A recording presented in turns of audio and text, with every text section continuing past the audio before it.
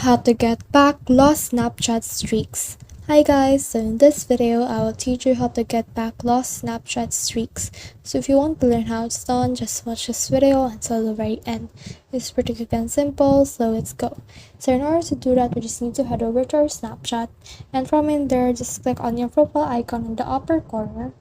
And once you have clicked that, as you can see, this is my streak. So if you have lost that, then what we need to do is click on this gear icon right here, which is settings, and from in there just scroll down until you reach support. So here's the support right here, and you can see the option to see the I've lost my snap streak. So let's click on that, and you can see here some options that will help you get back your snap streak. So click on this first option right here, and as you can see right here, if you recently lost your snap streak, you can restore it with free snap streak restore or in-app purchase from ChatFeed. Then you can actually start a new snap streak with your friend and note the snap streak sent with memories or flag this content other Snapchatters so it count towards your snap streak. So just follow all the instructions that we have in here, and then you should be able to get back your lost Snapchat streaks.